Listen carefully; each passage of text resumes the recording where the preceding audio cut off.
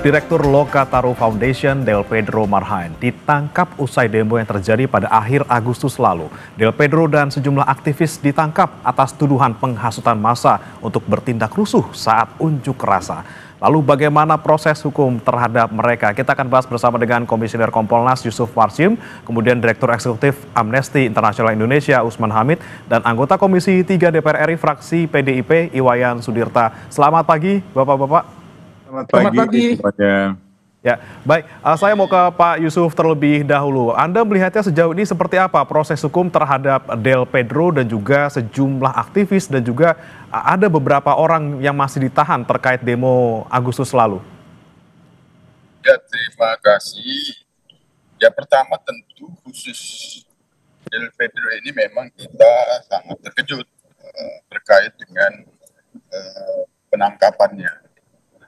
Hanya tentu mekanisme SOP penangkapan sebelum seseorang itu ditetapkan sebagai tersangka kan itu memiliki waktu 1 kali 24 jam. Itu pun penyidik didasarkan pada bukti permulaan yang cukup. Apabila dalam 1 kali 24 jam ternyata memang tidak cukup bukti, sebagaimana yang lain itu juga sudah dibebaskan.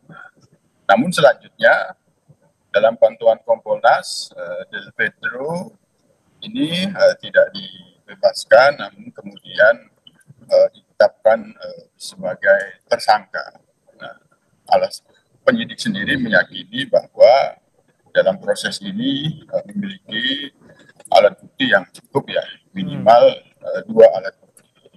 Tentu memang ya penyidik kan di dalam konteks penegakan hukum merupakan penafsir awal terkait dengan norma.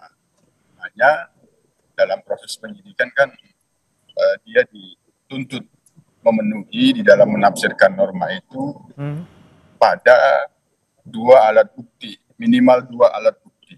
Jika 2 alat bukti itu cukup, maka disitulah penyidik berwenang menetapkan seseorang sebagai tersangka. Tentu proses ini sudah kita lihat, termasuk kemarin kita ada rapat koordinasi antar kementerian yang itu dipimpin oleh Pak Menko Hukum, yang itu juga sudah melihat ke Polda Metro Jaya.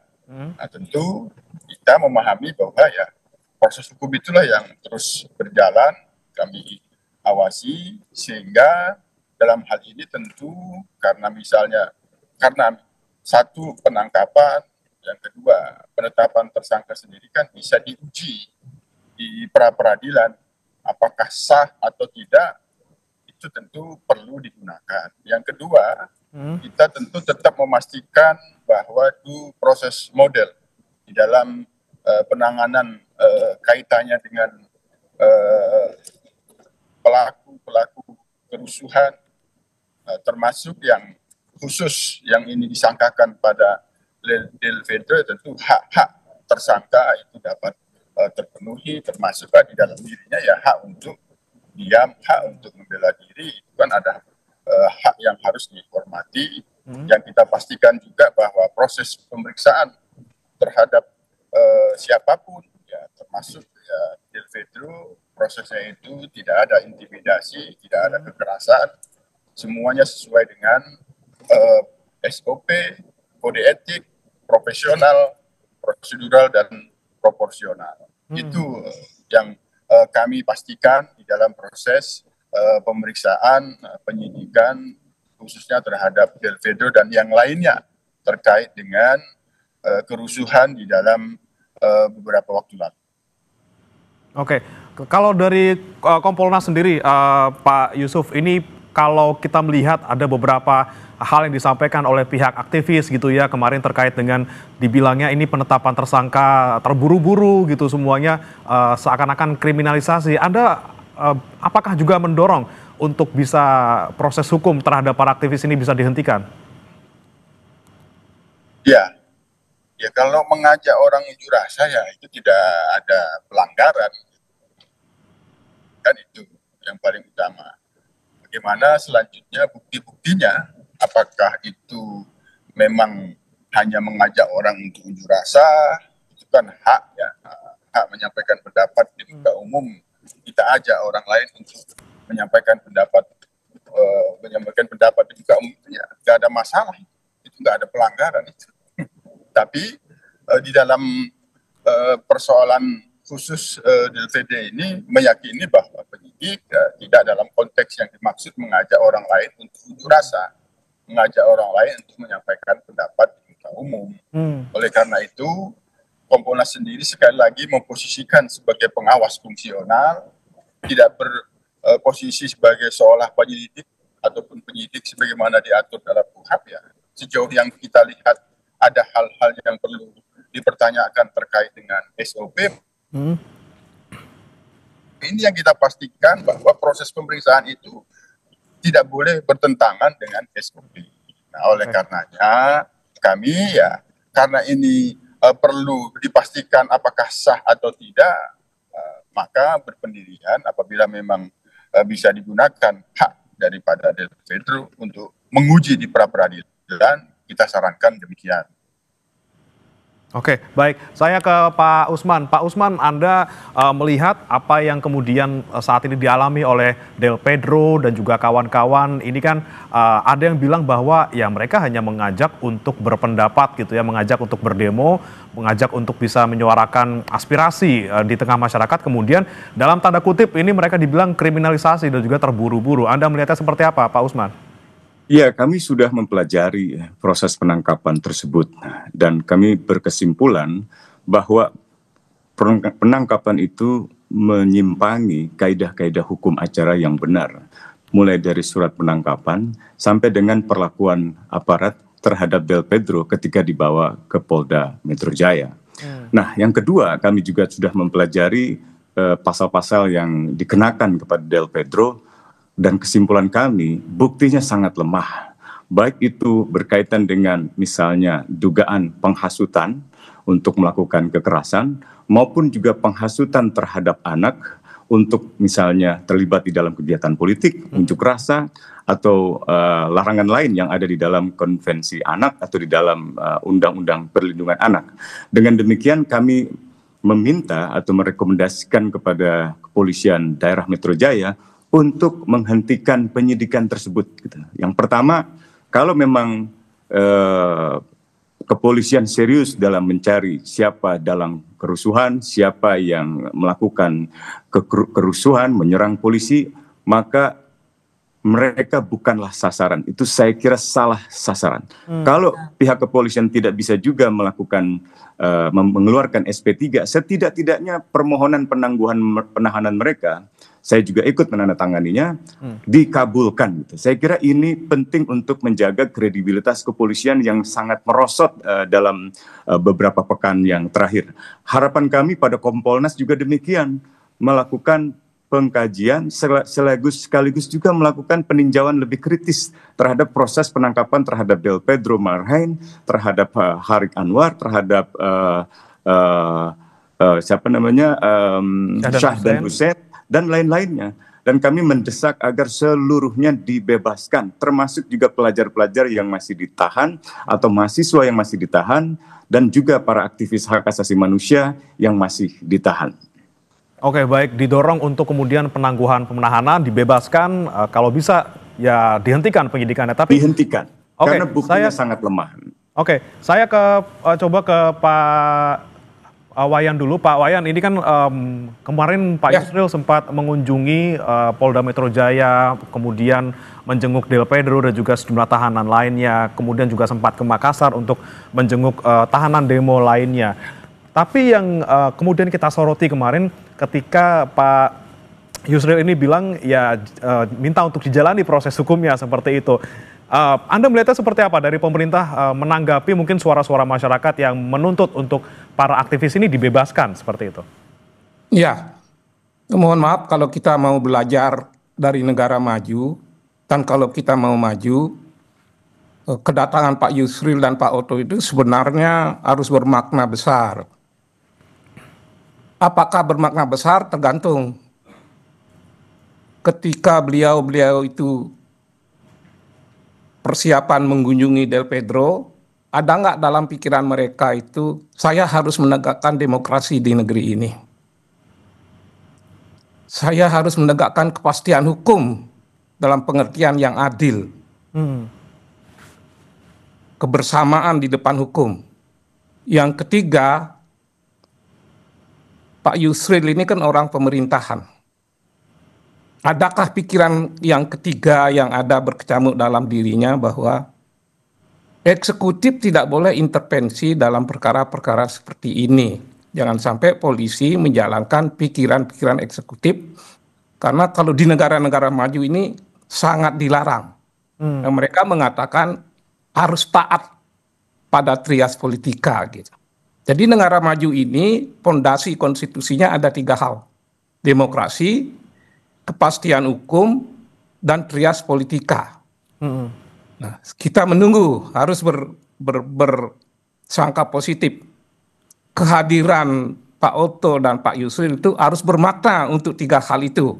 Dan kalau itu disertai dengan political pemerintah sebelumnya yang ingin memastikan bahwa LP itu tidak penuh dengan tahanan itu harus dikurangi karena banyak sekali memakan biaya. Anggaran kita, pajak rakyat itu berapa triliun digunakan untuk membiayai tahanan.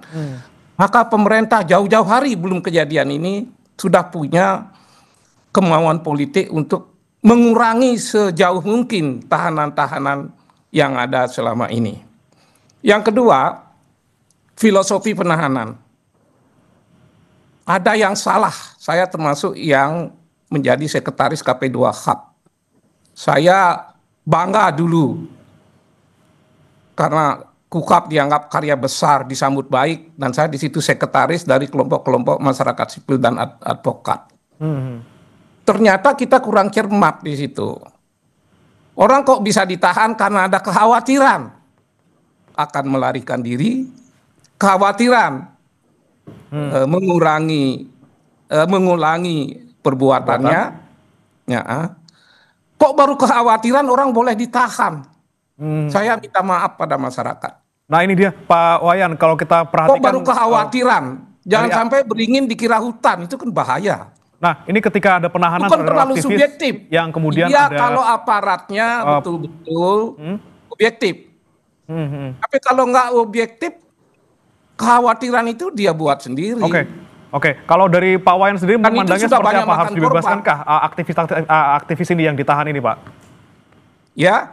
Kalau Anda melihatnya sendiri dengan pandangan Anda tadi, apakah memang mereka yang ditahan ini, yang aktivis ini yang kemudian tidak menimbulkan kekhawatiran sebenarnya harus dilepaskan?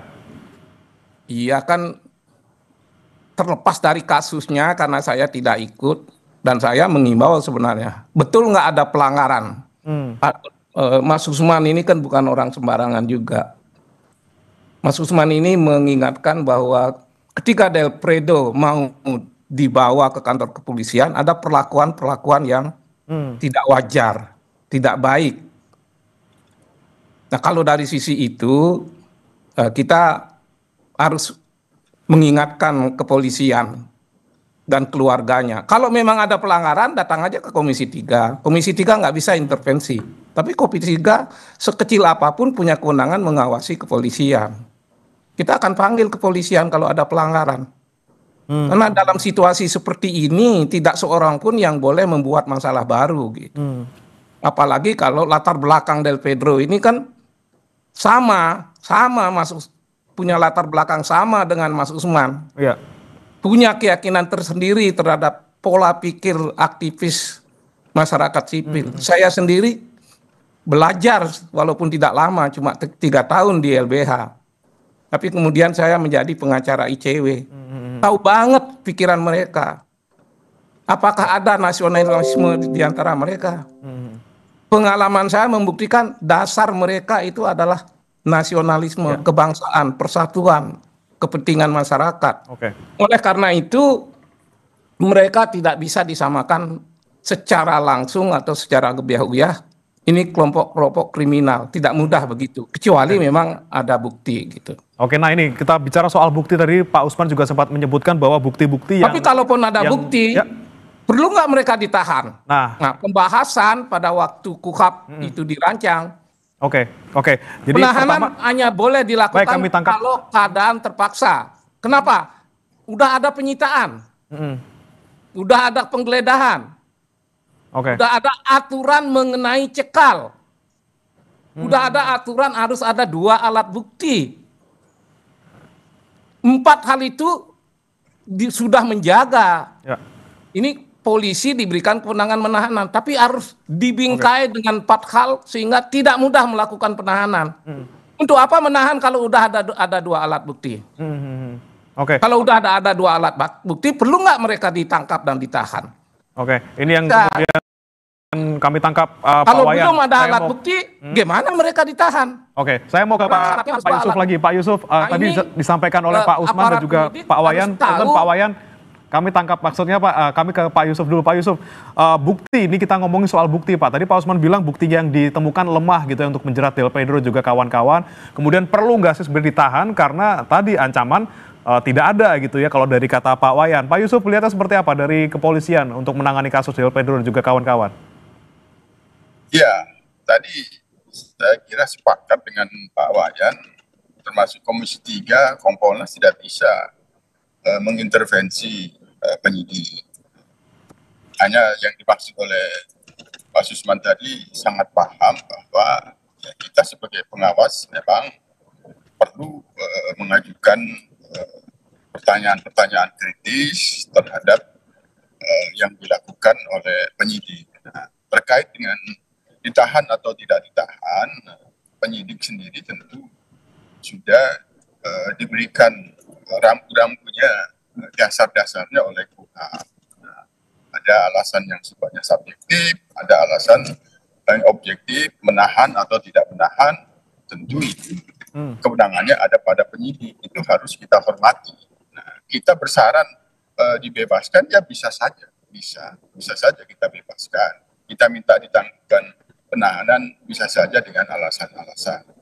Yang kedua, terkait dengan alat bukti, sekali lagi bahwa apa yang dimaksud alat bukti di dalam 184 KUHP itu sudah kita tanyakan pada penyidik, dan penyidik meyakini bahwa minimal 2 alat bukti itu ada dan sudah ditunjukkan kepada kita, ya itu ya kita hormati. Oleh karena itu ketika ada keraguan terhadap 2 alat bukti itu, maka penyidik siap diuji di dalam pra peradilan. Itulah sikap daripada penyidik Polda Metro Jaya, khususnya terhadap penyidikan terhadap Del Pedro. Baik. Saya mau ke Pak Usman lagi. Pak Usman, perlukah kita sampai ke tahap pra peradilan atau ya udah langsung saja dihentikan penyidikannya kalau misalnya memang kita melihat tidak ada unsur pidana di sana? Ya, saya tetap meminta agar itu dihentikan penyidikannya dan mereka dibebaskan. Setidak-tidaknya kalau memang tidak bisa dihentikan, pemenuhan terhadap penangguhan yang diajukan oleh mereka. Saya kira itu akan lebih menjernihkan permasalahan. Saya mengerti bahwa Del Pedro ini adalah sosok yang sangat berani dalam mendampingi para pelajar yang pada hari Senin tanggal 25 Agustus itu ditangkap oleh kepolisian. Istilahnya diamankan. Nah, belakangan ini ada praktek di mana dalam jumlah ratusan massa atau puluhan massa, ada beberapa yang katakanlah melakukan pelanggaran hukum, lalu bukan orang-orang tertentu saja yang dilakukan pengamanan, tapi seluruhnya diamankan dalam jumlah yang massal, lalu dibawa ke Polda Metro Jaya. Yang menurut Del Pedro, itu adalah para pelajar dan kemudian datanya itu kemudian digunakan untuk mencabut atau meminta pemerintah provinsi agar mencabut KJP mereka, sekaligus juga diserahkan kepada sekolah untuk memberikan sanksi kepada mereka. Nah, kalau sudah demikian halnya, kepolisian bukan saja melanggar hukum acara pidana dalam konteks tidak memberikan surat perintah penangkapan atau penjemputan paksa atau memberikan perlakuan verbal yang bernada intimidatif, tetapi juga lebih jauh bisa dipandang melanggar hak-hak asasi anak gitu.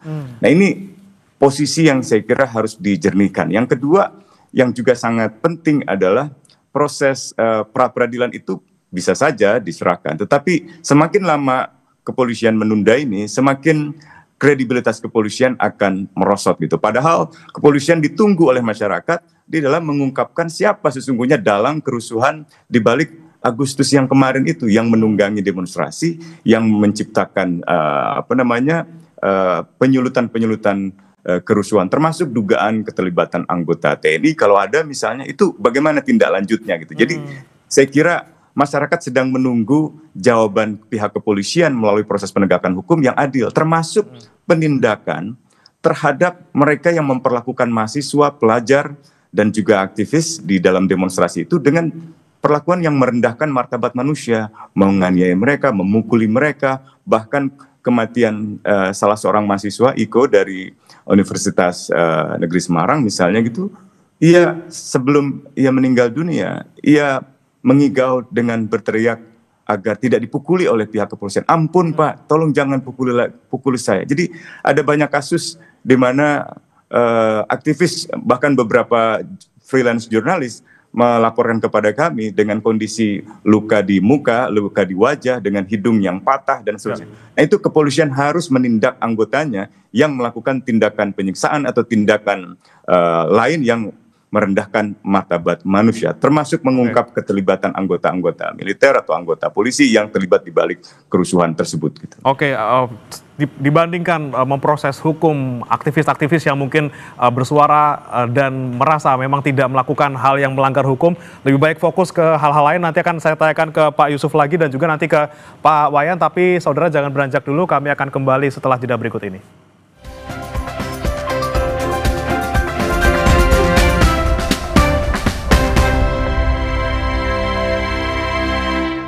Kami di Sapa Indonesia Pagi, saudara, masih membahas terkait dengan proses hukum terhadap sejumlah aktivis dan juga pendemo yang ditahan imbas dari demo akhir Agustus lalu. Masih bersama kami, saudara, Yusuf Warsim, Komisioner Kompolnas, kemudian Usman Hamid, Direktur Eksekutif Amnesty International Indonesia, dan juga anggota Komisi 3 DPR RI, fraksi PDIP, Iwayan Sudirta. Saya mau ke Pak Wayan dulu. Pak Wayan, Anda sudahkah berkomunikasi ataupun misalnya akan memanggil kepolisian terkait dengan proses hukum terhadap para pendemo ini?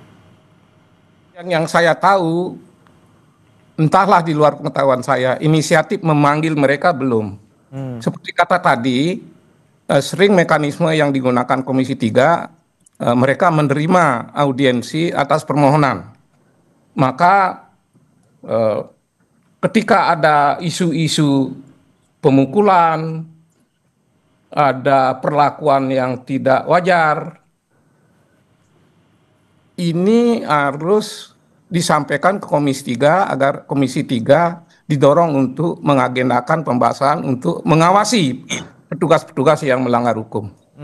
Tapi sebelum itu, kalau saya sepintas nanti ditafsirkan akan memojokkan polisi, tidak. Saya salah satu yang selalu mendorong anggaran polisi itu naik sampai ratusan triliun itu. Sebab saya tahu betapa pentingnya polisi yang baik gitu. Karena itu perlu dikasih anggaran yang cukup. Dan saya melihat sendiri untuk kejadian ini ada salah seorang tokoh masyarakat menelpon saya, Pak, itu ada anak Sumatera Utara kuliah di ISI, sekarang berada dalam tahanan. Dia bertanya dan minta tolong, boleh nggak saya minta tolong? Pertama, jangan anak itu dipukulin. Kedua, dia sekolah, dia mahasiswa, boleh nggak dia mendapat penangguhan? Saya hubungi pengacara di Bali, tolong dibantu. Malam itu juga melalui telepon, pejabat kepolisian Bali itu tanggapnya luar biasa. Saya bilang luar biasa. Pertama, dia pastikan tidak akan ada pemukulan. Pasti. Sehingga malam itu saya sudah bisa memberi kabar pada keluarganya. Soal penangguhan penahanan, nanti kita lihat. Tahu-tahu 2 hari berikutnya penahanan ditangguhkan. Kalau bicara seperti ini, apakah polisi bisa diandalkan? Saya hanya mengatakan sebagian polisi itu masih baik, masih bagus. Dan saya melihat sendiri.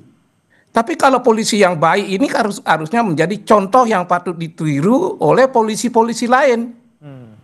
sekarang kan di daerah lain bertanya, kalau ada yang bisa ditangguhkan seperti halnya di Bali, kenapa di daerah lain tidak? Apa yang membedakannya?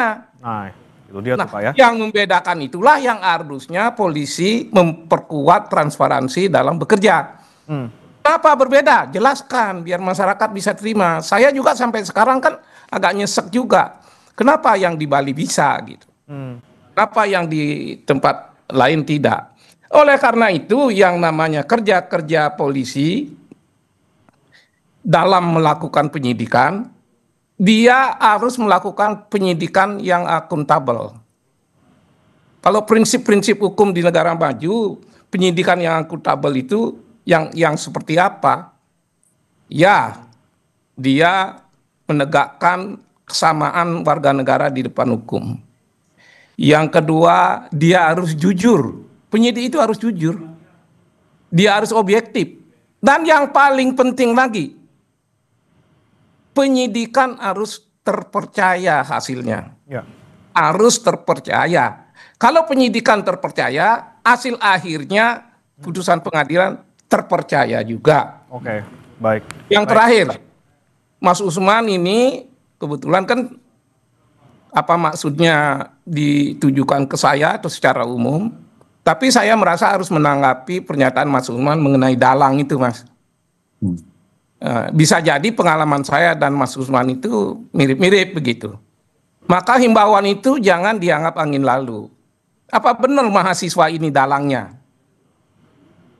Betul nggak mahasiswa ini dalangnya sehingga harus ditangkap, harus ditahan, dan tidak diberi penangguhan. Jika bukan dia dalangnya, polisi juga harus transparan untuk hal apa? Buktikan bahwa omongan dia itu betul-betul merupakan hasutan. Buktikan hasutan itu ditujukan pada orang-orang tertentu. Ya. Buktikan orang-orang tertentu itu melakukan pengerusakan.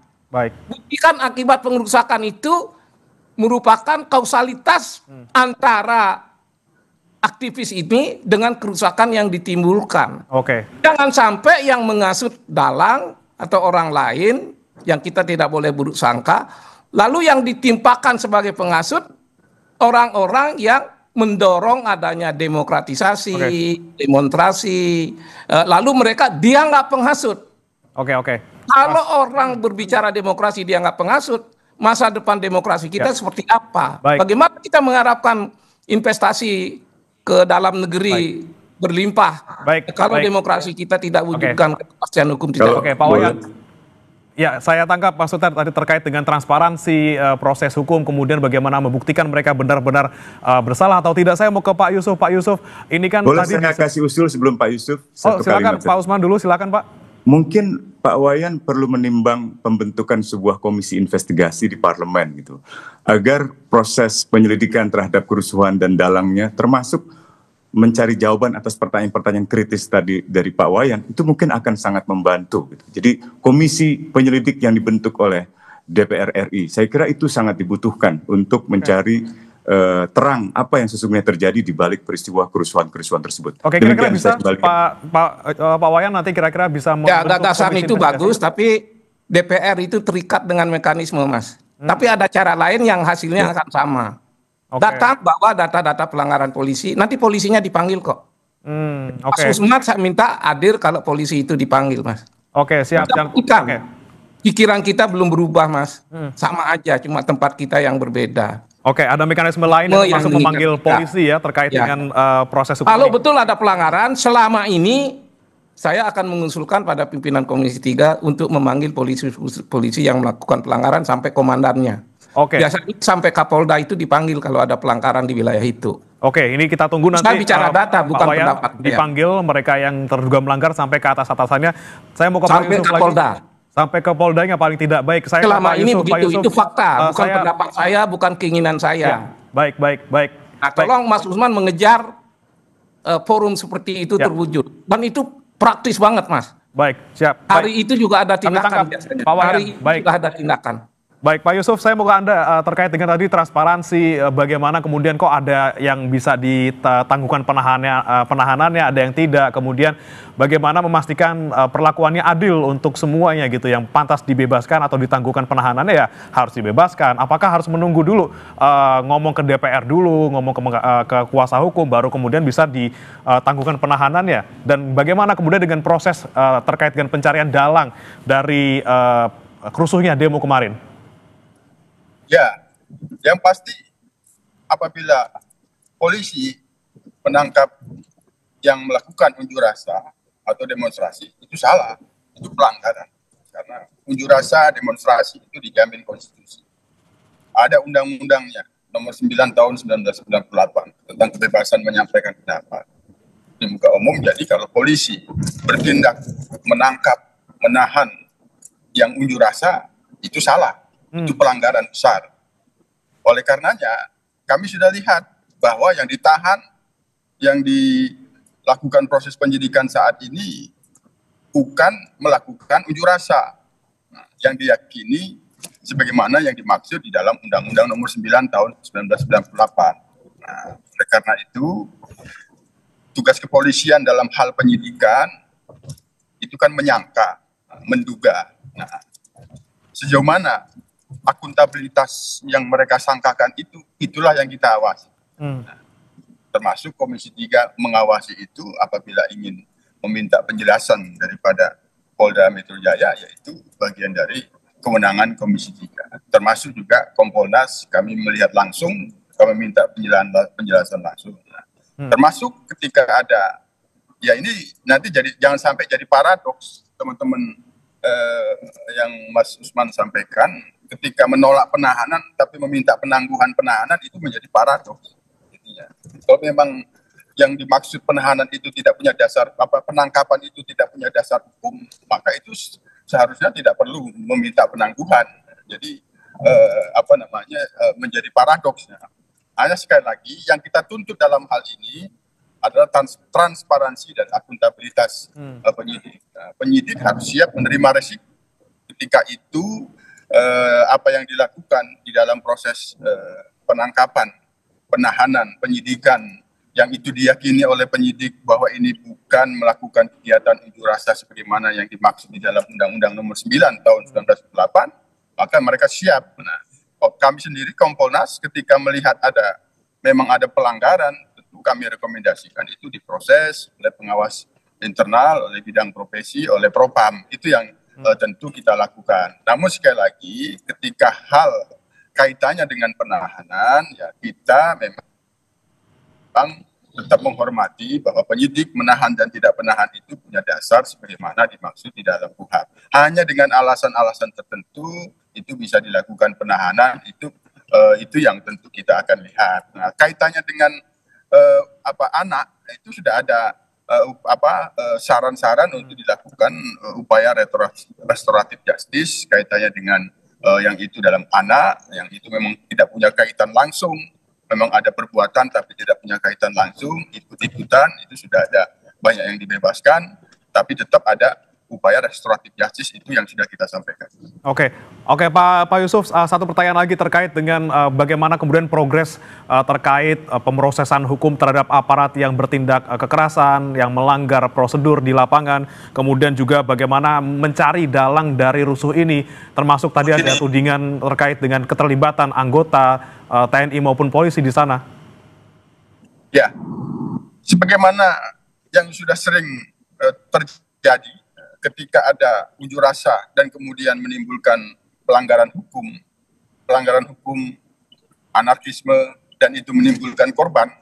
Dan apabila ada pelanggaran yang dilakukan oleh anggota, itu diproses, dimintain pertanggungjawabannya, sebagaimana yang sudah saat ini juga berjalan. Yang kemarin itu 7 anggota yang kaitannya dengan rantis mobil itu diproses, dan di beberapa wilayah yang itu ada dugaan pelanggaran dilakukan oleh anggota itu diproses. Itu kami pantau, kami awasi. Nah, kaitannya dengan apakah ada aktor intelektual di balik kerusuhan itu. Nah, inilah dalam proses penyidikan. Apabila pihak-pihak yang sedang disidik itu bisa ada fakta-fakta yang bisa muncul dari sana, ya tentu itu bisa akan terlihat. Apakah yang dituduhkan menghasut itu, disangkakan menghasut itu dia berdiri sendiri, punya jaringan, nah, jaringan itu apabila ada, ya pasti apabila fakta-faktanya ada itu bisa terungkap. Hanya sekali lagi yang dituntut di sini sejauh mana penyidik transparan dan akuntabel itu yang akan bisa mengungkapkan apakah memang ada dalangnya atau tidak. Oke, semuanya masih dalam proses penyidikan. Kompolnas menyoroti tadi ya lagi-lagi transparansi proses yang ada di dalamnya. Terakhir saya mau ke Mas Usman. Anda melihatnya ini kan seperti ada pembungkaman gitu ya. Kalau banyak orang yang bilang termasuk Anda juga pembungkaman terhadap kebebasan berpendapat seperti itu. Nah, bagaimana kemudian kita bisa membedakan dan juga melihat rambu-rambunya gitu di satu sisi kita ingin bebas berpendapat, tapi di sisi lain juga jangan sampai dianggap menghasut atau memprovokasi sehingga bisa diproses hukum. Ya, saya ambil contoh begini ya. Misalnya banyak pelajar yang ditangkap itu terafiliasi ke blok politik pelajar. Dan Del Pedro dan kawan-kawan itu juga ditangkap, ditahan terkait dengan unggahan media sosial di Instagram misalnya oleh blok politik pelajar. Beberapa informasi yang saya peroleh dari pihak kepolisian misalnya untuk kami pelajari itu menunjukkan misalnya satu unggahan dari Lokataru, tempat di mana Del Pedro memimpin, membuat poster, kira-kira bunyinya begini, Anda pelajar ingin demo, sudah demo, diancam sanksi atau sudah disanksi, kita lawan bareng. Nah, kata-kata kita lawan bareng itu memang ajakan untuk berunjuk rasa. Secara negatif bisa saja disebut menghasut, bisa. Menghasutkan bisa saja menghasut untuk kebaikan atau menghasut unjuk rasa. Itu kalimat yang sangat absurd. Yang kedua, yang ini mungkin lebih bisa ada di abu-abu. Kalimatnya adalah persenjatai diri kalian. Ini kalimat persenjatainya ini mungkin bisa dianggap sebagai seolah-olah ini senjata. Tapi kalimat ujungnya adalah persenjatai kalian dengan konsolidasi. Kalian semua diundang. Itu kalimat-kalimat alegoris gitu, atau misalnya pukul mundur pihak kepolisian, itu sama seperti pukul mundur krisis iklim itu. Itu ungkapan-ungkapan metaforik, ungkapan-ungkapan alegoris yang biasanya digunakan oleh para aktivis tanpa dimaksudkan untuk melakukan tindakan kerusuhan atau menyerang manusia yang lain. Atau misalnya ketika Del Pedro di Polda Metro Jaya pada hari Senin malam, dia datang meminta agar pihak Polda membebaskan para pelajar yang ditangkap. Para pelajar itu mengharapkan dukungan Del Pedro dan kawan-kawan. Del Pedro mengatakan bebaskan semua malam ini, bebaskan mereka, karena kalau mereka memang melakukan kerusuhan, kenapa mereka harus dipukuli, kenapa ada yang bonyok, kenapa dan seterusnya. Kan polisi berargumen ini diamankan, kalau diamankan kenapa ada yang luka-luka, kenapa ada yang berdarah, kenapa ada yang bonyok. Itu pandangan-pandangan Del Pedro yang sangat kritis, yang dugaan saya mungkin menimbulkan ketersinggungan di kalangan Sersa atau di kalangan Polda Metro Jaya, khususnya Satkamnek misalnya, sehingga dalam proses penjemputan paksa Del Pedro juga dipengaruhi oleh pengalaman-pengalaman berinteraksi dengan Del Pedro yang mungkin kurang menyenangkan dalam tanda petik bagi kepolisian. Nah, jangan sampai itu yang jadi dasar gitu. Apalagi ketika dijemput paksa tidak ada surat penangkapan. Gitu. Nah, kenapa saya ajukan penangguhan penahanan? Karena teman-teman sudah mengajukan itu, tetapi titik tuntutan utama kami, bebaskan mereka sekarang ini, hentikan penyidikan terhadap mereka gitu, hentikan penyidikan ini, karena tidak ada bukti. Kalaupun ada bukti yang tadi saya sebutkan sangat-sangat lemah, dan itu akan merugikan pihak kepolisian sendiri. Dan yang kedua yang terpenting adalah penyelidikan independen, entah itu oleh presiden melalui tim gabungan pencari fakta atau oleh parlemen melalui suatu komisi penyelidik. Itu saya kira akan sangat baik. Saya menghargai tawaran Pak Wayan untuk digelar rapat dengar pendapat dengan pihak Kapolri atau dengan pimpinan lembaga lainnya. Karena hasilnya menurut pengalaman saya, Pak Wayan, ada audiensi, Kapolda diundang tuh hasilnya bisa hari itu, Mas. Ya, terima kasih Pak Wayan. Lebih cepat. Kita nantikan dari Komisi 3 juga, kemudian bagaimana kita awasi bersama kepolisian dalam proses hukum ini. Jangan sampai mereka yang tidak bersalah, mereka yang hanya ingin berpendapat kemudian dikriminalisasi, tapi mereka yang memang terbukti melakukan itu. Mohon maaf Pak Wayan, sudah habis waktunya Pak Wayan, tapi kita harapkan semoga mereka yang memang pantas untuk diproses hukum, kita proses hukum, tapi bagaimana kemudian yang mereka tidak pantas untuk diproses hukum juga bisa dibebaskan. Terima kasih Bapak-Bapak sudah bergabung bersama kami, Pak Wayan, Pak Yusuf, dan juga Pak Usman. Selamat pagi Bapak-Bapak. Pak Usman, Pak Wayan, sampai ketemu lagi.